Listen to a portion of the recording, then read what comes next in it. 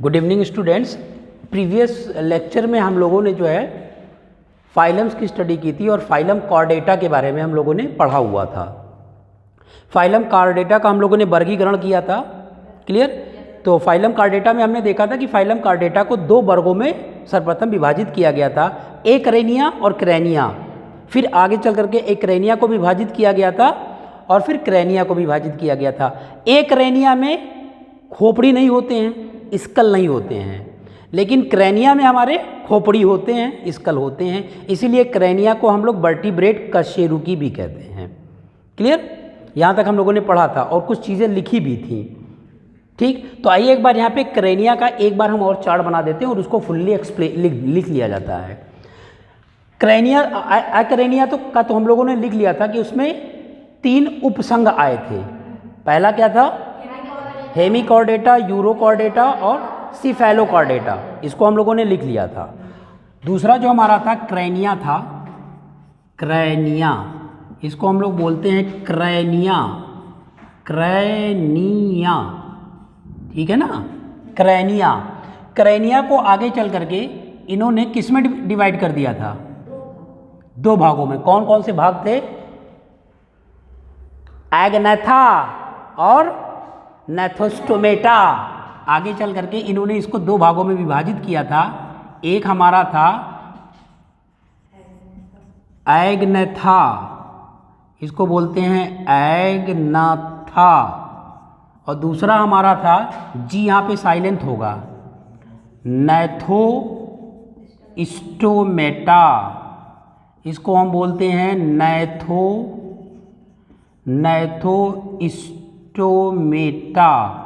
नैथोस्टोमेटा में विभाजित कर दिया गया था। एग्नेथा को आगे चल करके किसी भी और वर्ग में विभाजित नहीं किया गया था, लेकिन एग्नेथा में एक एग्जाम्पल आया था, उसको हमने आपको बताया था। उसका क्या नाम था? पेट्रोमाइजॉन।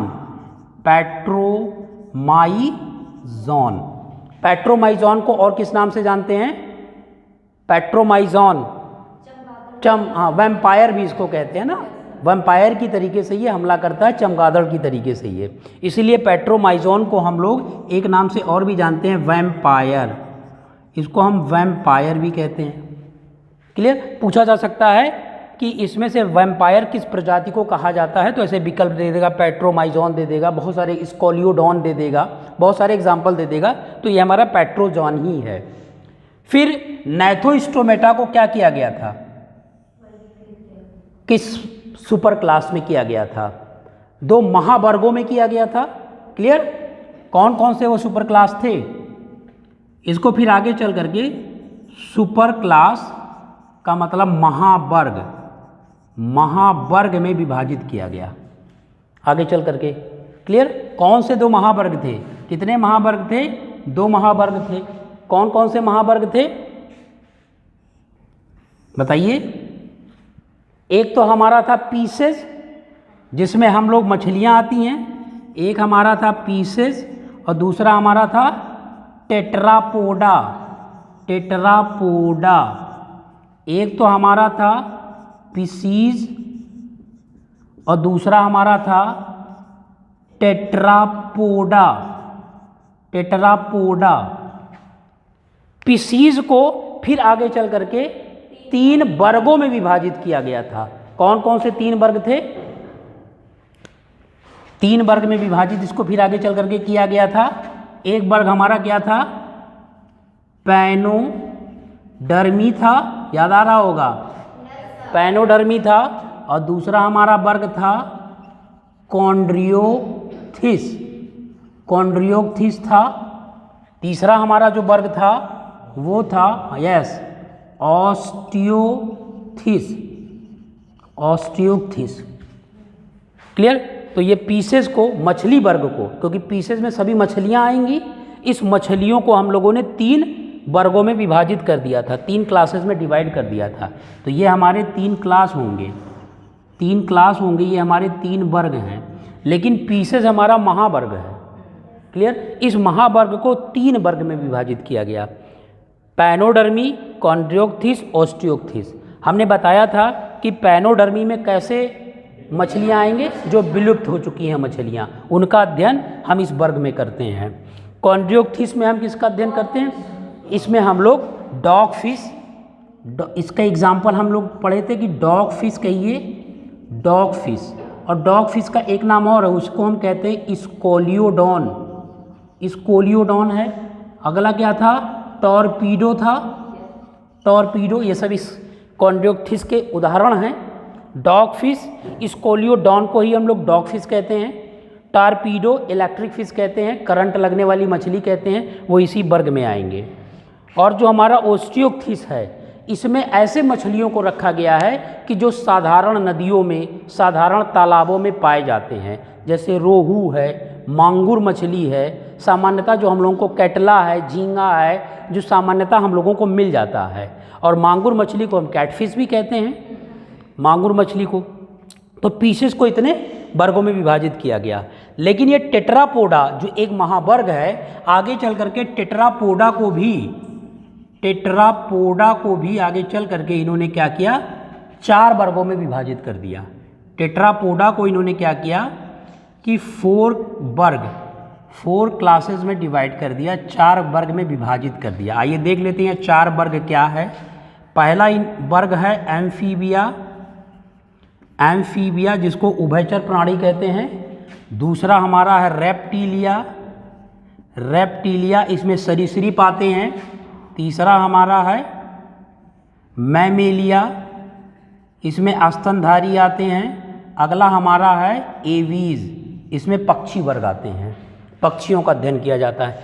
तो टेट्रापोडा, टेट्रा माने 4, जिसमें 4 पाद होते हैं, 4 पैर होते हैं, उसको 4 वर्गों में विभाजित किया गया। एम्फीबिया, रेप्टिलिया, मैमेलिया और एवीज। आगे चल करके मैमेलिया को फिर 3 उप वर्गों में विभाजित कर दिया गया, क्योंकि मैमेलिया तो एक वर्ग है, इसको आगे चल करके 3 सब क्लास में डिवाइड कर दिया गया, 3 उप वर्ग में विभाजित कर दिया, उपवर्ग में 3 उपवर्ग में विभाजित कर दिया गया। पहला था प्रोटोथीरिया, प्रोटोथीरिया इसको हम कहते हैं प्रोटोथीरिया, प्रोटोथीरिया था। दूसरा हमारा क्या था? Metatheria, Metatheria, Metatheria. अगला क्या था? यूथीरिया, यूथीरिया इसको हम कहते हैं यूथीरिया। क्लियर हो गया? तो इस तरीके से मैमेलिया का मतलब क्या हुआ? स्तनधारी, स्तनधारी वर्ग को आगे चल करके 3 उपवर्गों में विभाजित किया गया, प्रोटोथीरिया, मेटाथीरिया, यूथीरिया। लेकिन इन सब की विशेषताएं अलग अलग हैं, इन सब की अलग अलग विशेषताएं हैं। अच्छा, पहले हम देख लेते हैं कि जो 4 वर्गों में विभाजित किया गया है टेट्रापोडा को। टेट्रापोडा में जो एम्फीबिया होते हैं इसको उभयचर प्राणी कहते हैं। इसके जो एग्जाम्पल होते हैं वो, इसका एग्जाम्पल है, बहुत अच्छा एग्जाम्पल है इसका फ्रॉग। इसमें मेढक आते हैं, और मेढक जो होते हैं वो कैसे होते हैं? समतापी होते हैं कि असमतापी होते हैं? समतापी होते हैं कि असमतापी? समतापी। समतापी का मतलब क्या हुआ कि जिनके रक्त कोल्ड ब्लडेड को कहते हैं या वार्म ब्लडेड को कहते हैं, जिनके रक्त ठंडे हों या जिनके रक्त गर्म हों। हाँ, तो ये क्या है? समतापी हो गए। ठीक है, फ्रॉग। और इसी फ्रॉग में तो कई मेढक की कई भी प्रजातियां हैं। एक को हम कहते हैं टोड, टोड नाम सुना होगा, जो घरों के किनारे में दुबका रहता है और उसकी जो ऊपर वाली स्किन होती है वो जहरीली भी होती है, अगर हम उसको हल्का सा टच भी कर दें तो खुजली होने लगती है। हमारा है ब्यूफो, है ब्यूफो भी एक मेढक होता है। अगला मेढक हमारा हायला, हायला को हम फ्लाइंग कहते हैं, उड़ने वाला मेढक कहते हैं। ये पेड़ों पे उड़ जाता है, एक पेड़ों पे बैठता है, एक पेड़ से उड़ के दूसरे पेड़ पे चला जाता है, तो हायला को उड़ने वाला मेढक कहते हैं। तो इन सब का अध्ययन हम एम्फीबिया वर्ग में करते हैं, उभयचर प्राणी में हम लोग करते हैं। उभयचर का मतलब क्या होता है? ऐसे जीव जो जल और स्थल दोनों पे रह सके। लेकिन कल हमने इसका एक बताया था कि ऐसे जीव जिनको अपने निषेचन क्रिया के लिए जल की आवश्यकता होती है उसे उभयचर प्राणी कहते हैं, क्योंकि बिना जल के जितने भी ये उभयचर प्राणी निषेचित नहीं हो सकते हैं, इनके अंडे निषेचित नहीं होंगे, क्योंकि मेढक के अंडे पानी में ही होते हैं, इसलिए इनमें बाह्य निषेचन होता है, आंतरिक निषेचन तो होता नहीं है, बाह्य निषेचन होगा। और वहीं पे स्पर्म जो शुक्राणु है वो फ्यूज़ करेगा और भ्रूण का निर्माण करेगा, बच्चे उसी पानी में ही बनेंगे, बच्चे धीमे बड़े होकर के लार्वा में परिवर्तित हो जाएंगे। उस लार्वा को हम लोग क्या कहेंगे? Tadpole larva. मेढक के लार्वा को हम लोग कहते हैं टैडपोल लार्वा, टैडपोल लार्वा। जब ये बड़ा हो जाएगा थोड़ा तो उसको कहेंगे टैडपोल लार्वा। तो टैडपोल लार्वा में जो फेफड़े होते हैं वो पूर्ण विकसित नहीं होते हैं, इसमें गिल्स होती हैं, क्लोम्स होते हैं। तो टैडपोल लार्वा हमेशा श्वसन जो करता है वो गिल्स के माध्यम से करता है। क्यों? क्योंकि हम ये जानते हैं कि जितने भी एम्फीबिया होते हैं उनमें श्वसन त्वचा के द्वारा भी होता है, गिल्स के द्वारा भी होता है, फेफड़ों के द्वारा भी होता है। लेकिन जब ये लार्वा कंडीशन में होगा, टैडपोल लार्वा के फॉर्म में होगा, तो ये श्वसन गिल के माध्यम से करेगा, क्योंकि इसमें फेफड़ा पूर्ण विकसित नहीं होगा। लेकिन जब ये बड़ा होकर के एडल्ट हो जाएगा तब इसमें फेफड़े पूर्ण विकसित हो जाएंगे। तो जब ये पानी में होगा तो ये गिल के माध्यम से श्वसन करेगा, लेकिन जब ये पानी से बाहर होगा तो फेफड़े के माध्यम से श्वसन करेगा। अब ये तो मेढक हो गए एम्फीबिया में। एम्फीबिया में तो और भी आते हैं ना, कुछ एग्जाम्पल पता है आपको और कौन आते हैं? सैलामेंड्रा का नाम सुना होगा, सैलामेंड्रा भी इसी में तो आता है। सैलामेंडर बीच खोपड़ा देखे हैं, उसी तरीके से होता है, ऐसे ऐसे करके चलता है। सैलामेंडर भी इसी में आता है, वो भी उभयचर प्राणी है। क्लियर? और जितनी अब उभयचर प्राणियों की विशेषताएं क्या हैं? जितने भी उभयचर प्राणी होंगे वो क्या होंगे? अंडे देने वाले होंगे, बच्चे तो देंगे नहीं, ये सब अंडे देने वाले होंगे। अच्छा, इनका जो शरीर होगा वो द्विस्तरीय होगा कि त्रिस्तरीय होगा? त्रिस्तरीय होगा। इनके शरीर पे 3 परतें पाई जाएंगी, त्रिस्तरीय होंगे। और इनकी समिति कैसी होगी? द्विपार्श्वीय समिति होगी, द्विपार्श्वीय समिति इनके अंदर पाई जाएगी। तो ये एम्फीबिया की विशेषता है। अगला जो हमारा है रेप्टीलिया है। रेप्टीलिया का मतलब होता है क्रॉलिंग एनिमल्स, मतलब जो ऐसे जीव जो रेंग कर चलते हों, सरीसृप इसलिए इनको कहा जाता है रेप्टीलिया को, सरीसृप, रेंग कर चलने वाले। तो चाहे मगरमच्छ हो, चाहे एलिगेटर हो, चाहे सांप हो, सब इसी में आते हैं, सरीसृप में आते हैं, और सब रेंग करके चलते हैं। क्लियर? अच्छा, इसकी एक विशेषता और होती है कि ज़रूरी नहीं है कि इसमें जितने भी जीव आएँ उनके अंदर वर्टिब्रा कॉलम हो, रीढ़ की हड्डी हो। क्लियर? जैसे सांप है उसमें तो होता ही नहीं है, तो ये एक अपवाद है कि ज़रूरी नहीं है कि इन सभी में रीढ़ की हड्डी उपस्थित हो, नहीं भी हो सकती है। मगरमच्छ इसका एक उदाहरण है। फिर हमारा है मैमीलिया, स्तनधारी, इसको हम कहते हैं स्तनधारी, इसमें हम लोग आते हैं। तो प्रश्न ये है कि मनुष्यों का वर्ग क्या है? तो हम लोगों का वर्ग है स्तनधारी। स्तनधारी को आगे चल करके 3 उपवर्गों में बांटा गया है। तो हमारा उपवर्ग क्या है? ये प्रश्न पूछेगा। भाई हमारा तो वर्ग स्तनधारी है, लेकिन प्रश्न पूछ लिया मनुष्यों का उपवर्ग क्या है? प्रोटोथीरिया है कि मेटाथीरिया है कि यूथीरिया है? तो हमारा जो उपवर्ग होगा वो यूथीरिया होगा। अभी हम बता रहे हैं क्यों होगा। क्योंकि जो प्रोटोथीरिया है, ये प्रोटोथीरिया की बहुत ज़्यादा समानताएं सरीसृप से होती है। प्रोटोथीरिया के बहुत सारे लक्षण सरीसृप से मिलते हैं। रेंग कर चलना, शरीर पे स्तन ग्रंथियों का पूर्ण विकसित ना होना, शरीर पे रोम बालों का कम होना। क्लियर? और ये प्रोटोथीरिया के जितने भी जीव होंगे ये सब बच्चे नहीं पैदा करते हैं, अंडे देते हैं। जबकि स्तनधारियों का लक्षण ये है कि जितने भी स्तनधारी होंगे वो बच्चे पैदा करेंगे। लेकिन इसका जो उपवर्ग है प्रोटोथीरिया, इसका बहुत ज़्यादा लक्षण सरीसृप से मिलता है, और ये बच्चे पैदा नहीं करते हैं, अंडे देते हैं। क्लियर? तो इसमें तो हम लोग आएंगे ही नहीं प्रोटोथीरिया में। अच्छा, बात कर लेते हैं मेटाथीरिया की। मेटाथीरिया क्या है? प्रोटोथीरिया से थोड़ा एडवांस है, मतलब प्रोटोथीरिया से मेटाथीरिया में ज़्यादा विकास हो जाता है।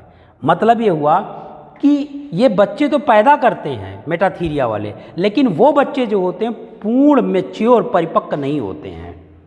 मेटाथीरिया में बच्चे पैदा होते हैं लेकिन पूर्ण परिपक्व नहीं होते हैं। दूसरी चीज़, इनमें स्तनधारी तो विकसित होती है, लेकिन वो स्तन इनके शरीर के अंदर होता है। क्लियर? चलिए, तो इसमें भी हम बिलोंग नहीं करते हैं। यूथीरिया में पूर्णतः सारी चीज़ें विकसित होती है, अर्थात ये बच्चे भी पैदा करते हैं, स्तन इनके शरीर में पूर्ण विकसित होता है, शरीर पे बाल पूर्ण विकसित होता है, तो सारे लक्षण इसके अंदर पाए जाते हैं। इसलिए मनुष्यों से इसकी समानता मैक्सिमम पाई जाती है। इसलिए मनुष्यों का जो उपवर्ग है वो यूथीरिया है। इसलिए हम लोग यूथीरिया में आते हैं, ना प्रोटोथीरिया ना मेटाथीरिया में आते हैं। तो हमारा उपवर्ग होगा यूथीरिया। तो वर्ग हमारा तो स्तनधारी होगा, लेकिन उपवर्ग हमारा यूथीरिया होगा। तो ये उपवर्ग से क्वेश्चन पूछा जा सकता है कि मनुष्यों का उपवर्ग क्या है। तो ये तीनों विकल्प दिए रहेंगे ताकि आप कंफ्यूज हो जाएं, प्रोटोथीरिया, मेटाथीरिया, यूथीरिया। तो हमारा उपवर्ग है यूथीरिया। ये चीज़ क्लियर हो गया। अब आते हैं एवीज के बारे में कुछ डिस्कस कर लेते हैं। एवीज में हम लोग पक्षियों का अध्ययन करते हैं, इसमें सभी पक्षियाँ आती हैं, पक्षी वर्ग कहते हैं। क्लियर। अच्छा, जब पक्षी वर्ग आएगी तो ये जो रेप्टिलिया है, कभी कभी इसमें तो हमने आपको कल बताया था कि इसके हृदय में कितने कक्ष पाए जाएंगे, 3 कक्ष पाए जाएंगे। जितने भी उभयचर प्राणी होंगे इनके हृदय में 3 कक्ष पाए जाएंगे। जो हमारा रेप्टिलिया है इसके हृदय में 4 कक्ष पाए जाएंगे। स्तनधारियों के हृदय में 4 कक्ष पाए जाएंगे। जितने पक्षी वर्ग में आते हैं इसमें भी 4 वर्ग पाए जाएंगे, 4 हृदय में 4 कक्ष होंगे। तो हमारा जो ये एम्फीबिया है इसी के हृदय में 3 कक्ष हैं। बाकी रेप्टिलिया, मैमेलिया और एवीज ये तीनों के हृदय में 4 कक्ष होंगे। हमारा भी हृदय 4 कक्षों से मिलकर बना है। ऐसे पक्षियों का भी हृदय 4 कक्षों से मिलकर बना है। स्तनधारी जितने भी होंगे उनमें रीढ़ की हड्डी पाई जाएगी, ऐसे पक्षी वर्ग में भी रीढ़ की हड्डी पाई जाएगी। अच्छा, पक्षी वर्ग में और स्तनधारी में अंतर क्या है? क्योंकि इनके भी शरीर में हड्डियां होती हैं, स्तनधारियों के भी शरीर में हड्डियां होती हैं। अंतर यही है कि स्तनधारियों के शरीर में जो हड्डी होती है उसमें छिद्र नहीं होते हैं। हम लोगों की हड्डियों में छिद्र नहीं है, लेकिन जितने पक्षी वर्ग में होते हैं, पक्षी होते हैं, उनके हड्डियों में छिद्र होती है, उनके हड्डियों में छेद होता है। और छेद होने से वायु खोल बन जाता है, एयर सैक बन जाता है। अच्छा, कभी आपने पक्षी को उड़ते हुए देखा है? कैसे उड़ती है? हाँ, ऐसे हम लोग जान लेते हैं, ऐसे ना। सब वो ज़मीन पे बैठी है तो कैसे उड़ेगी? नहीं, ऐसे नहीं करती। आप केयर करिएगा, ज़मीन पे अगर पक्षी बैठी है तो पहले अपने पंख को ऊपर करेगी और फिर वायुमंडलीय हवा को अपने छिद्रयुक्त हड्डियों में भरती है। ऐसे करती है और फिर ऐसे करती है, तब उसकी बॉडी हल्की होती है। जस्ट लाइक एरोप्लेन, जैसे एरोप्लेन होता है तो उसकी जो छिद्रयुक्त हड्डियाँ हैं, अगर उसमें हवा भर जाए तो उसकी बॉडी हल्की हो जाएगी और वो ऊपर की तरफ उड़ जाएगी। इसलिए वो तुरंत नहीं उड़ जाती है, पहले अपने पंख को जरूर ऐसे करके ऐसे करेगी, अपने छिद्रयुक्त हड्डियों में हवा भरेगी। जब उसमें हवा चले जाएंगे, उसके खोल में जो हड्डियों का खोल होगा उसमें जब हवा भर जाएंगे तो उसकी बॉडी हल्की हो जाएगी। जब हल्की हो जाएगी तो उड़ जाएगी।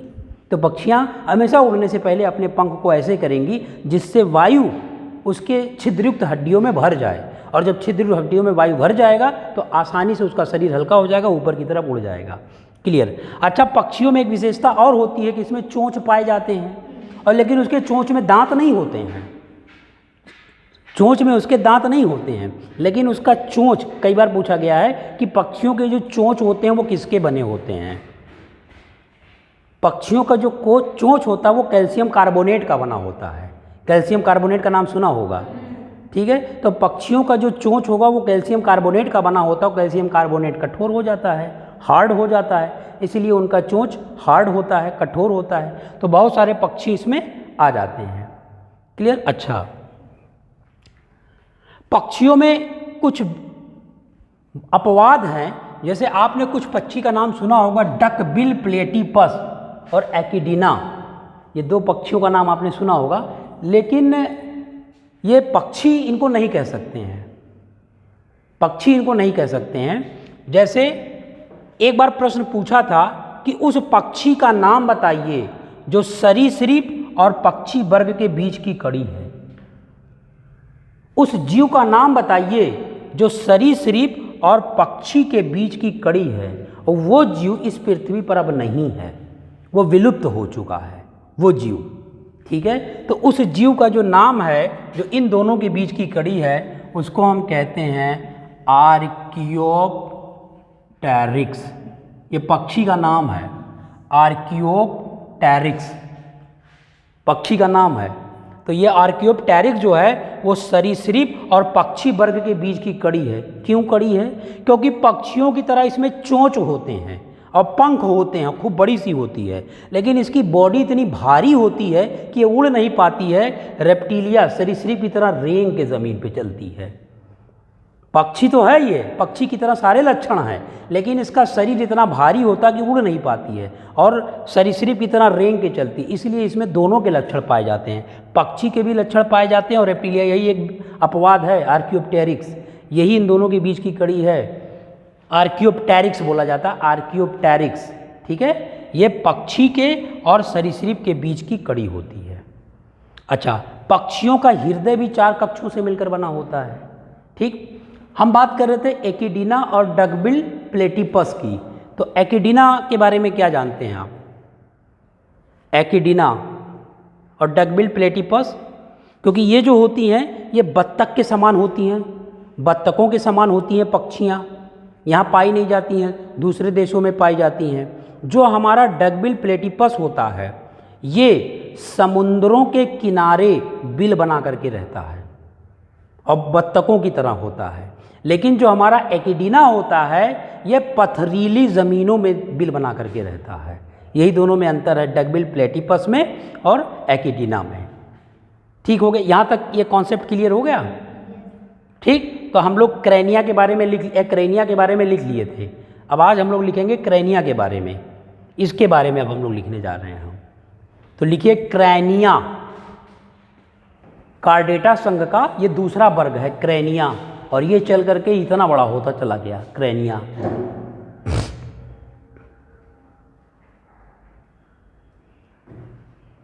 क्रेनिया तो लिखाया जाए। Are you ready? आज आप लोग थोड़ा स्पीड तेज रखिएगा, क्योंकि आप लोग जानते हैं कि आपको जो मेंस में लिखना होगा बहुत सारे अप्रॉक्सीमेटली 3500 शब्दों में लिखने रहते हैं ना, लगभग इतने होंगे। तो वहाँ स्पीड अच्छी होनी चाहिए, स्पीड जब होगी तभी आप इतने शब्द कवर कर पाएंगे, ठीक। तो इसलिए आज स्पीड अब आप लोग बढ़ाइए अपनी। तो लिखिए क्रेनिया वर्ग को मुख्य रूप से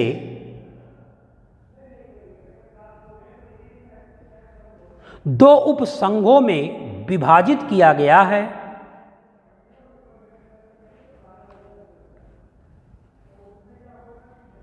जिसे एग्नथा तथा नैथोस्टोमेटा, जिसे एग्नथा तथा नैथोस्टोमेटा कहते हैं।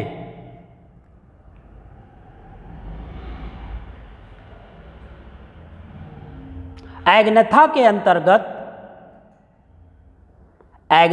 अंतर्गत एक जीव आता है जिसे पैट्रोमाइजॉन कहते हैं।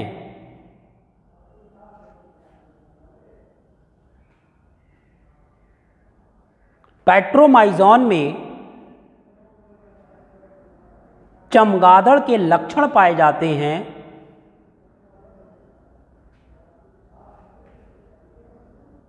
इसलिए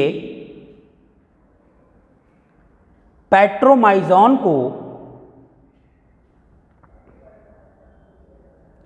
वैम्पायर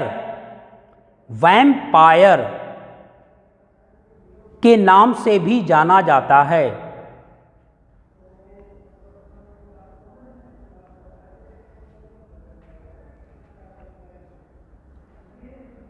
नैथोस्टोमेटा को आगे चलकर दो महावर्गों में विभाजित किया गया है।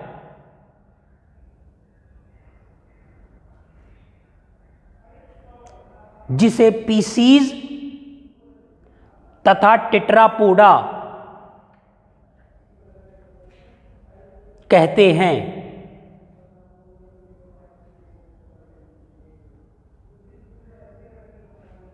पीसीज महावर्ग को पुनः 3 वर्गों में विभाजित किया गया है।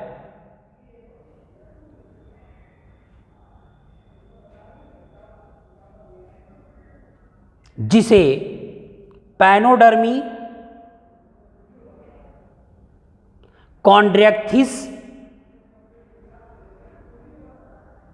तथा ओस्टियोथिस, जिसे पैनोडर्मी, कॉन्ड्रियोथिस तथा ओस्टियोथिस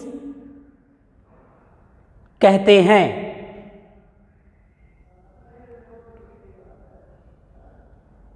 पैनोडर्मी में विलुप्त हुई मछलियों का अध्ययन किया जाता है, जबकि कॉन्ड्रियोथिस में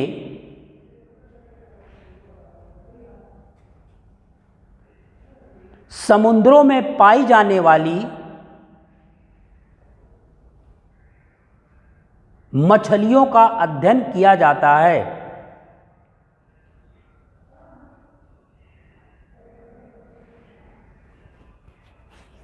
जैसे स्कोलियोडॉन,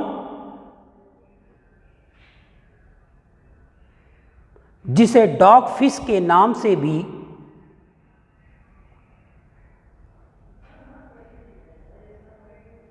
जाना जाता है। इसी वर्ग में टॉर्पीडो मछली का भी अध्ययन किया जाता है।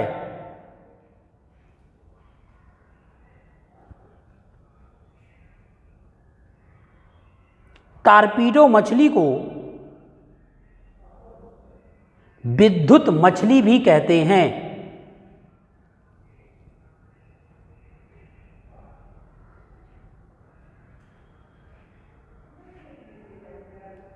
इस वर्ग में कुछ मछलियां अंडे ना देकर सीधे बच्चे पैदा करती हैं।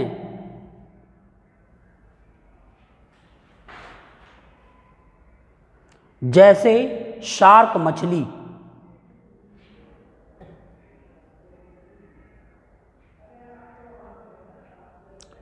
जबकि ओस्टियोथिस में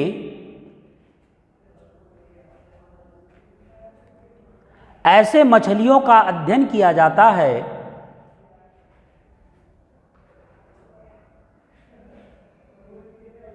जो नदियों, तालाबों आदि के पानी में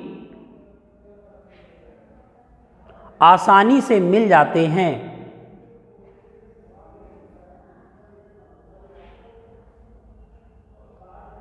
जैसे रोहू, कटला, मंगूर आदि। मंगूर को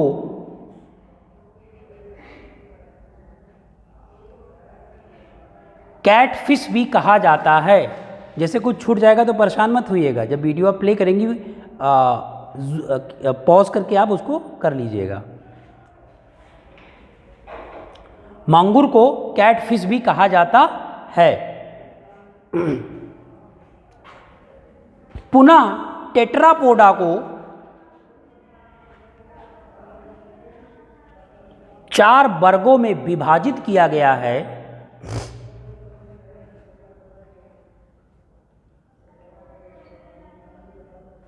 जिसे उभयचर, सरीसृप, अस्तनी तथा पक्षी वर्ग कहते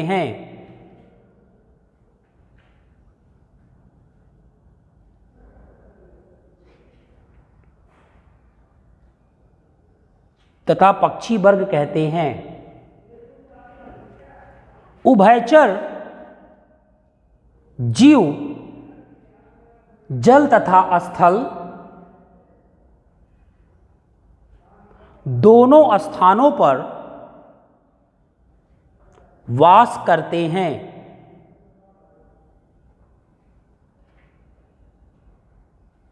परंतु इनमें निषेचन बाह्य प्रकार का होता है।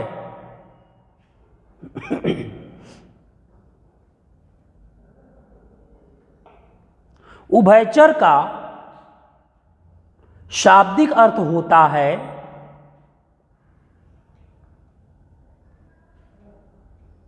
ऐसे जीव जिनको निषेचन क्रिया पूर्ण करने के लिए जल की आवश्यकता होती है।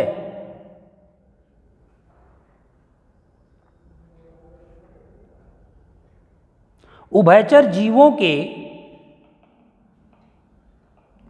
हृदय में मुख्यतः 3 कक्ष होते हैं।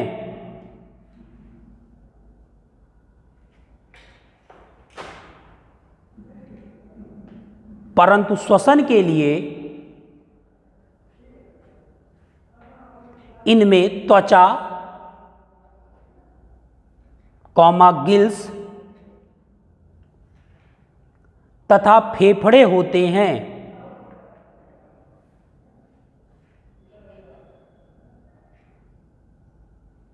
समस्त उभयचर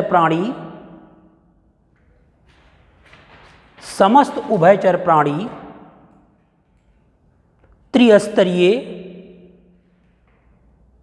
तथा द्विपार्श्वीय होते हैं।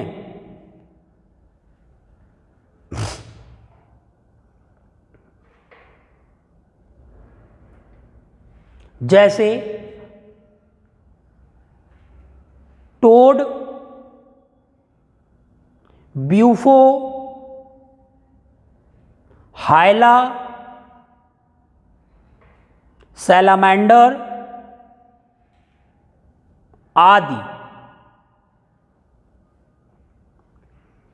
मेढक के लार्वा को टैडपोल लार्वा कहते हैं।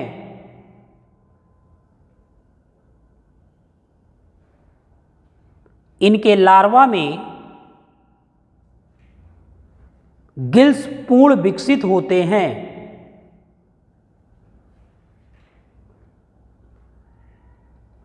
जबकि हाइला को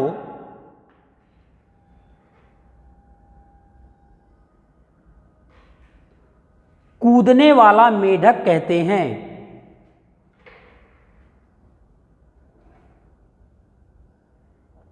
ये मेढक एक वृक्ष से दूसरे वृक्ष पर आसानी से कूद जाता है।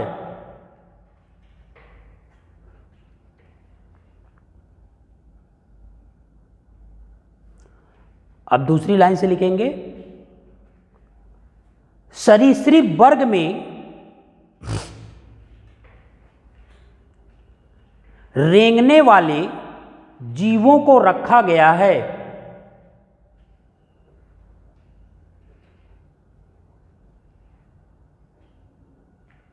इस वर्ग के जीवों के हृदय में 3 अथवा 4 कक्ष पाए जाते हैं। कुछ अपवाद भी हैं। 3 अथवा 4 कक्ष पाए जाते हैं। इस वर्ग के जीव अंडे देते हैं।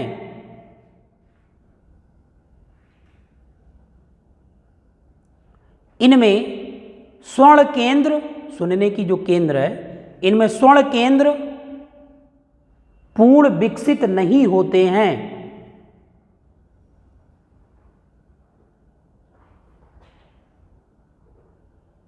इनके शरीर पर स्केल माने चुईटा जो ऊपर होता है ना, सलाख, इनके शरीर पर स्केल्स पाए जाते हैं।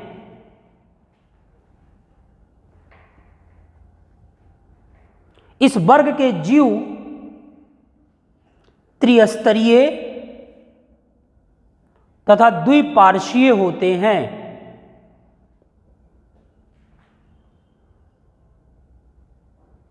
परंतु इनमें निषेचन क्रिया आंतरिक होती है और ये द्विलिंगी होते हैं। द्विलिंगी के बारे में बता चुके हैं, और ये द्विलिंगी होते हैं।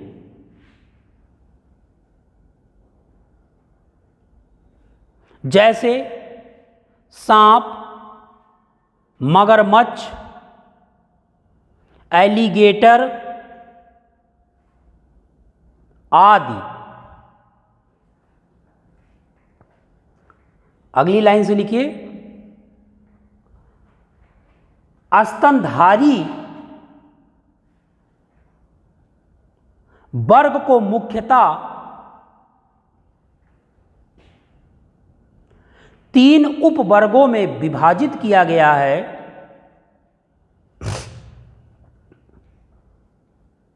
जिसे प्रोटोथीरिया, मेटाथीरिया तथा यूथीरिया कहते हैं।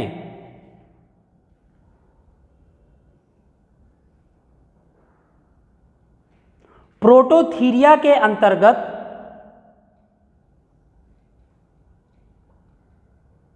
ऐसे स्तनधारी आते हैं जो अंडे देते हैं तथा इनके शरीर पर रोम और स्तन ग्रंथियां अल्प विकसित होती हैं।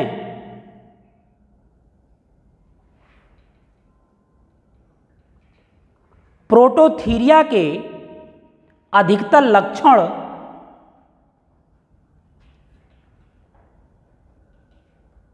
सरीसृप से मिलते हैं।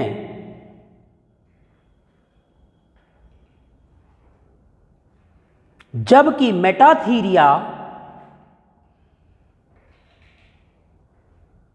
के अंतर्गत ऐसे जीव आते हैं जो अपरिपक्व बच्चे पैदा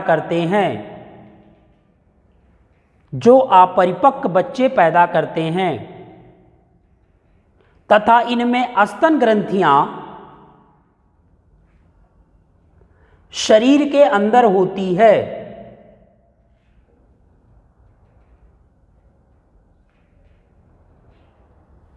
जबकि यूथीरिया के अंतर्गत ऐसे जीव आते हैं जिनमें स्तन ग्रंथियां तथा रोम पूर्ण विकसित होते हैं।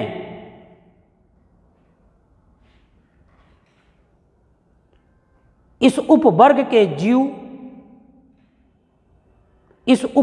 के जीव बच्चे पैदा करते हैं।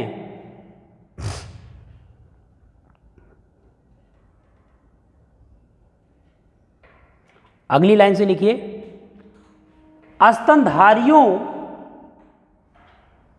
की कुछ अन्य विशेषताएं इस प्रकार भी होती हैं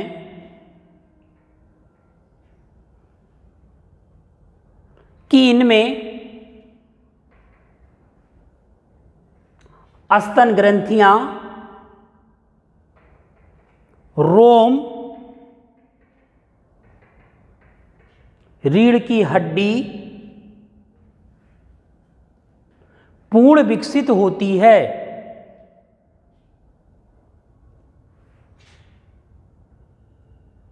तथा इनके हृदय में 4 कक्ष पाए जाते हैं।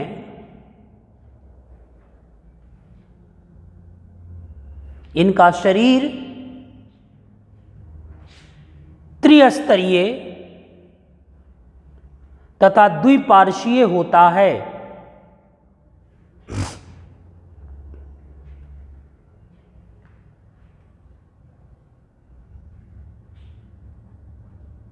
अगली लाइन से, एवीज वर्ग में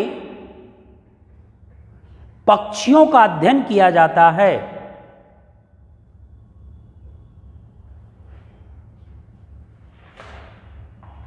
पक्षियों के हृदय में भी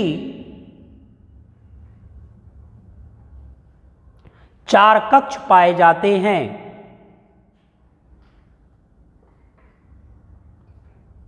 ये एक लिंगी नर्मदा अलग अलग होते हैं।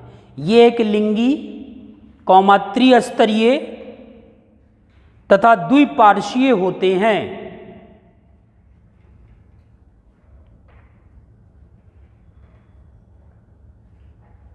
ये अंडे देने वाले जीव होते हैं।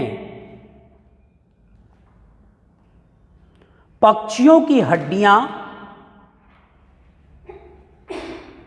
छिद्रयुक्त होती है।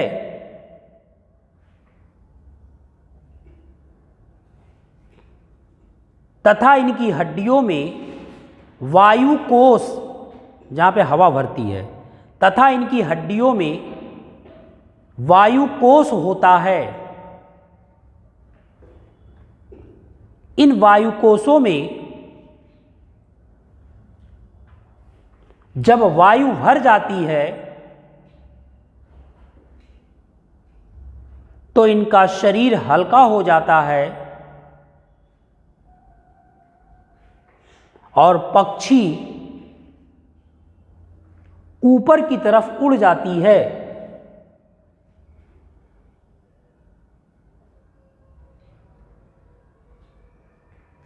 पक्षियों के चोंच में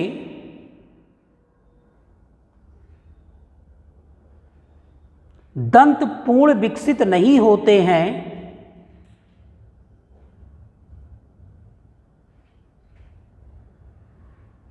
इनकी चोंच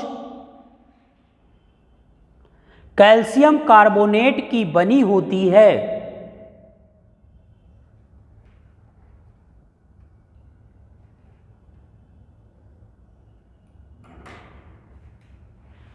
ठीक, तो हम लोगों ने संघ कार्डेटा को खत्म कर लिया।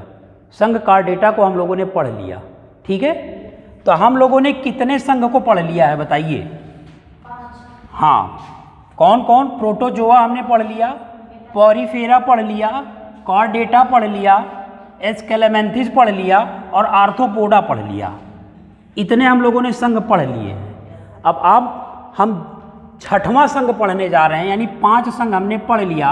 आज हम 6वां संघ पढ़ने जा रहे हैं। वो हमारा संघ है, अगला फाइलम है, उसको हम कहते हैं प्लैटीहेलमिन्थेस। प्लैटीहेलमिन्थेस। जैसे हमने एस्केलेमेंथिस पढ़ा, नीमेहेलमिन्थेस पढ़ा, वैसे हमारा अगला संघ है प्लैटीहेलमिन्थेस। अच्छा, प्लैटीहेलमिन्थेस भी 2 शब्दों से मिलकर बना होता है। एक हमारा होता है platyhelminthes. Platyhelminthes. Platy का मतलब होता है फ्लैट, फ्लैट मतलब चपटा, और हेलमिन्थेस का मतलब होता है वर्म, कीड़ा। अर्थात इस संघ के अंतर्गत चिपटे कीड़े आते हैं, फ्लैट वर्म आते हैं। तो जितने भी चिपटे आकार के कीड़े होंगे उन सभी का अध्ययन प्लैटीहेलमिन्थेस में किया जाता है। इस संघ के अंतर्गत चपटे कीड़े आते हैं और ये कीड़े मनुष्यों की आंत में परजीवी होते हैं। ये कीड़े जंतुओं की आंत में भी परजीवी होते हैं, दोनों के शरीर में परजीवी होते हैं। अच्छा, प्लैटीहेलमिन्थेस के बहुत से उदाहरण हैं, जैसे यकृत फ्लूक हम लोग कहते हैं, लीवर फ्लूक का नाम सुना होगा। जैसे हम लीवर फ्लूक कहते हैं। टीनिया का नाम सुना होगा, टीनिया है। फैशियोला है, फैशियोला। ये सब हमारे इसके एग्जाम्पल हैं, उदाहरण हैं प्लेटीहेलमिन्थेस के। ये सब कीड़े होंगे और चिपटे कीड़े होंगे, और इनका जो मुख होता है उस मुख पर चूसड़ अंग विद्यमान होते हैं। चूसड़ अंग का मतलब जो किसी भी चीज़ को सक कर सके, ब्लड को, या आंत में अगर है तो आंतीय चीज़ों को सक कर सके, तो इनके मुख पे चूसड़ अंग विद्यमान होते हैं। अच्छा, ये लीवर फ्लूक क्यों नाम पड़ा? लीवर फ्लूक इसलिए नाम पड़ा क्योंकि ये जंतुओं के यकृत, लीवर माने यकृत में परजीवी होता है। ठीक, अब देख लीजिए, जो टीनिया होगी, ये टीनिया कहाँ परजीवी होगी? ये हमारी टीनिया परजीवी होगी। हाँ, टीनिया परजीवी होगी किस जीव में? सूअर में, पिग में। टीनिया ये एक प्लेटीहेलमिन्थेस है, चपटा कीड़ा है जो सूअर में परजीवी होती है। अच्छा, टीनिया की कई प्रजातियां हैं। टीनिया तो अपने आप में एक वंश है, इसकी कई प्रजातियां हैं। जैसे ये टीनिया है, ये टीनिया तो एक वंश है। इसकी मुख्यतः दो प्रजातियां महत्वपूर्ण हैं। एक को हम कहते हैं टीनिया सोलियम और दूसरे को हम कहते हैं टीनिया सैजिनेटा। टीनिया सैजिनेटा, ये सब प्रजातियां हैं, स्पीसीज हैं। ये भी स्पीसीज है, सब प्रजातियां हैं। तो टीनिया की मुख्य रूप से दो प्रजातियां देखी हमने। टीनिया सोलियम, टीनिया एक वंश है, इसको मिला दो तो प्रजाति हो जाएगी। टीनिया सोलियम कहाँ परजीवी होता है? पिग में। क्लियर हो गया? लेकिन टीनिया सैजिनेटा कहाँ परजीवी होता है? गाय में, काऊ की आंत में। टीनिया सोलियम सूअर के आंत में परजीवी होता है। टीनिया सैजिनेटा गाय की आंत में परजीवी होता है। अब देखिएगा यहीं पे, एक बार ऐसे किसी भी बुक में नहीं लिखा है जो मैं क्वेश्चन बोलने जा रहा हूँ। एक बार एग्जाम में कॉमन प्रेजेंस ऑफ सेंस के बेस पे क्वेश्चन पूछ लिया था कि बच्चे अपने प्रेजेंस ऑफ माइंड का कितना यूज़ कर सकते हैं अगर वो ये चीज़ पढ़े हैं। उसने ऐसे पूछा था कि टीनिया की वो कौन सी प्रजाति है जो मुस्लिमों में पाई जाती है, हिंदूज में नहीं पाई जाती। Is that clear? क्लियर? इस तरीके से कॉमन बेस, देखो कॉमन बेस क्लियर हो गया, समझ गए? जबकि इसमें इसका कोई लेना देना नहीं है, लेकिन प्रेजेंस ऑफ माइंड के बेस पे पूछ लिया था। क्लियर? क्योंकि टीनिया सोलियम समझ गए होंगे। ठीक है, इस तरीके से ये क्वेश्चन पुटअप किया जा सकता है, totally based on presence of mind, presence of mind के बेस पे। ठीक, जितने भी प्लेटीहेलमिन्थेस होते हैं ये सभी त्रिस्तरीय होते हैं। ठीक, प्लेटीहेलमिन्थेस द्विलिंगी होते हैं, नर और मादा के जो जनन अंग होंगे एक ही शरीर पे होंगे। ये द्विपार्श्वीय होते हैं। ठीक, लेकिन अगर ये मनुष्यों की आंत में है तो बहुत ही भयानक रोग उत्पन्न कर सकते हैं। जैसे अगर टीनिया मनुष्यों की आंत में परजीवी होता है, ठीक है, अगर ये टीनिया की कई प्रजाति है, ये देखिए परजीवी है, तो अगर ये हमारे शरीर में परजीवी है, हमारे शरीर में आ गया टीनिया, इसके माध्यम से अगर किसी ने इसको खाया पिग को, तो पिग में लार्वा होते हैं और ये मनुष्यों के शरीर में आ गया टीनिया, तो इससे एक रोग हो जाता है। उस रोग को कहते हैं टीनियसिस रोग। जैसे एस्कैरिस से जो रोग था एस्कैरियोसिस कहते थे, वैसे टीनिया से होने वाले रोग को टीनियसिस कहते हैं। क्लियर? अच्छा, इसमें भी कायांतरण की क्रिया पाई जाएगी। कायांतरण का मतलब इसमें लार्वा होंगे और लार्वा आगे चल करके विकसित होकर के अडल्ट में जाएगा, बड़ा होगा, वयस्क होगा, तो जिसमें भी लार्वा की क्रिया होगी कायांतरण की क्रिया पाई जाएगी। क्लियर? जैसे हमने पढ़ा था कि एस्कैरिस के लार्वा को रैबिडिटी फॉर्म लार्वा कहते हैं, लेकिन वैसे इसमें कई लार्वा होंगे। क्लियर? इसमें कई सारे लार्वा होंगे। जैसे इसके लार्वा को हम कहते हैं रेडियल लार्वा, एक लार्वा को कहते हैं रेडियल लार्वा। ये लार्वा आगे चल करके परिवर्तित हो जाएगा मेटासर्केरिया लार्वा में, मेटासर्केरिया लार्वा में। मेटासर्केरिया लार्वा आगे चल करके परिवर्तित हो जाएगा सर्केरिया लार्वा में। तो देखो लार्वा की कितनी अवस्थाएं हैं संघ प्लेटी हेलेमेंथिस में। रेडियल लार्वा की भी अवस्था पाई जाएगी, जब इसमें कायांतरण की क्रिया चलेगी तो इसमें रेडियल लार्वा की भी अवस्था आएगी, मेटासर्केरिया लार्वा की भी अवस्था आएगी, सर्केरिया लार्वा की अवस्था भी आएगी। लेकिन प्रश्न ये पूछा था कि संघ प्लेटी हेलेमेंथिस में वो कौन सा लार्वल अवस्था है जो मनुष्यों में रोग उत्पन्न करता है। ऐसे ढेर सारे लार्वल अवस्था दे दिया था, रेडियल लार्वा अवस्था, मेटासर्केरिया लार्वल अवस्था, सर्केरिया, तो यही लास्ट वाला है सर्केरिया। ये सर्केरिया के बाद कोई लार्वा नहीं बनेगा, सीधे मनुष्य के हाथ में जाकर के बड़ा होने लगेगा। क्लियर। तो सर्केरिया लार्वा ही एक ऐसा लार्वा है जो मनुष्यों में रोग उत्पन्न करता है, जिस रोग को हम लोग टीनियसिस कहते हैं। क्लियर हो गया। अच्छा, जितने भी हमारे प्लेटी हेलेमेंथिस होंगे वो सब अंडे देंगे, बच्चे तो ये पैदा नहीं करेंगे, अंडे ही देंगे। ठीक। अगर किसी ने आधा किलो हाफ केजी पिग का मीट ले लिया, सपोज जो भी खाने वाले हैं हाफ केजी पिग का मीट ले लिया, और इसको अच्छे से ना तो धुलें और ना अच्छे से पकाएं। जैसे जब उसको बहुत अच्छे से हम बॉयल करते हैं तभी जो भी परजीवी होते हैं वो मर जाते हैं, लेकिन अगर अच्छे से हम नहीं पकाए हैं किसी भी तरीके से, तो हाफ केजी पिग में लगभग 1000 लार्वा होते हैं, और मनुष्य को मारने के लिए एक लार्वा काफ़ी है, एक ही लार्वा काफ़ी है। हाफ केजी मीट में जब भी मीट को धुलते हैं तो देखते होंगे ट्रांसपेरेंट चीज़ें कुछ इस पर फिसलती हैं हाथ से, मे भी हो सकता है वो उसका लार्वा हो। क्लियर। तो अगर इसको अच्छे से नहीं पकाया गया तो हाफ केजी मीट में अप्रॉक्सीमेटली लगभग 1000 लार्वा होंगे, और मनुष्य को मारने के लिए एक ही लार्वा काफ़ी है। भाई एक ही लार्वा जाएगा, बड़ा होगा, बड़ा होकर के बड़ा सा टीनिया बना लेगा, और टीनिया हमारे यकृत में चला जाएगा, यकृत को जो है डैमेज कर देगा, कि बहुत सारे अंगों को डैमेज कर देगा। जैसे ये लीवर फ्लूक है, ये जो लीवर फ्लूक है इसी को हम फैसियोला भी कहते हैं, लीवर फ्लूक को हम फैसियोला भी कहते हैं। जैसे हमने यहाँ पे फैसियोला लिखा है तो इसी लीवर फ्लूक को हम फैसियोला कहते हैं। तो पूछा जाता है कि इसमें वो कौन सा परजीवी है जो यकृत में परजीवी होता है, तो दे देगा टीनिया का भी नाम दे देगा, फैसियोला का भी नाम दे देगा, तो फैसियोला ही है। ठीक है। ये टीनिया तो वहाँ में परजीवी होगा, लेकिन जो फैसियोला होगा ये मनुष्यों में नहीं परजीवी होगा, ये जंतुओं के यकृत में परजीवी होगा।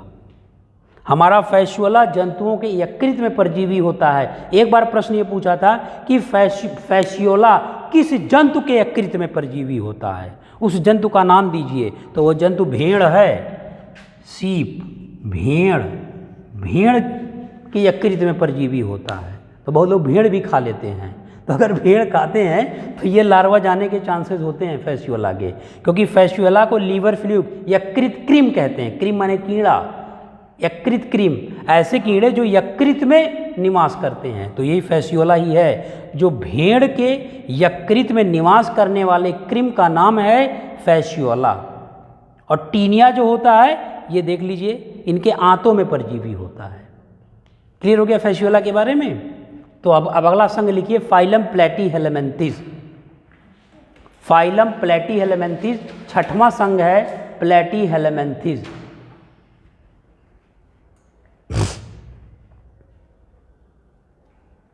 लिखिए संघ प्लेटी हेलेमेंथिस दो शब्दों से मिलकर बना है,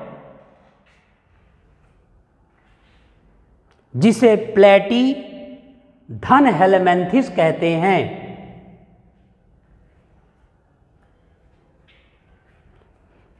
प्लेटी का तात्पर्य चिपटे से, जबकि हेलेमेंथिस का तात्पर्य क्रिम से होता है। क्रिम माने कीड़े, क्रिम से होता है, अर्थात इस संघ के अंतर्गत चिपटे क्रिम आते हैं।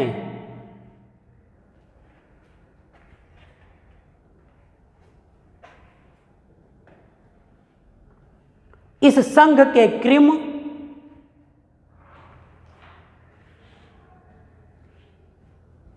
द्विलिंगी, कॉमा द्विपार्श्वीय तथा त्रिस्तरीय होते हैं।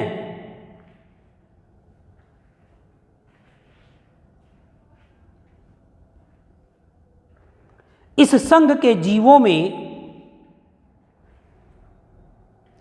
लार्वा की अवस्थाएं पाई जाती हैं, जिसे रेडियल लार्वा,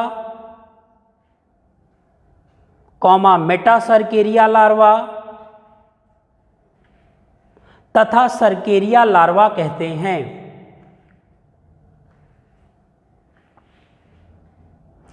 सर्केरिया लार्वा कहते हैं।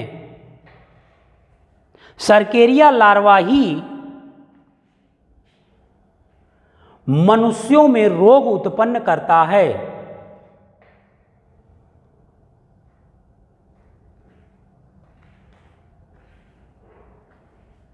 इस संघ में कई कृमि आते हैं, जैसे फैसियोला, कॉमा टीनिया आदि। फैसियोला को यकृत कृमि भी कहते हैं, लीवर फ्लूक, यकृत कृमि भी कहते हैं, क्योंकि ये भेड़ों के यकृत में परजीवी होता है।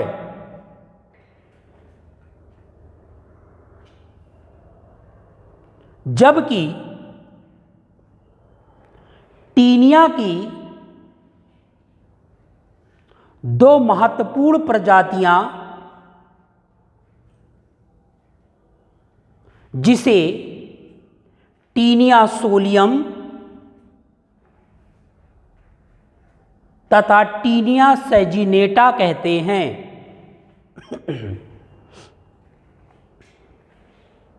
टीनिया सोलियम सूअरों की आंत में, जबकि टीनिया सैजिनेटा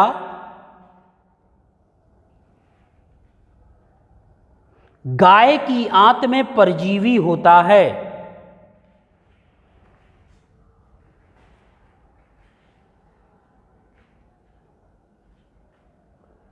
टीनिया के द्वारा होने वाले रोग को टीनिएसिस कहते हैं। टीनिएसिस कहते हैं। तो आज के लिए इतना हम लोग रहने देते हैं, ठीक है। तो rest part we will start tomorrow. Thank you.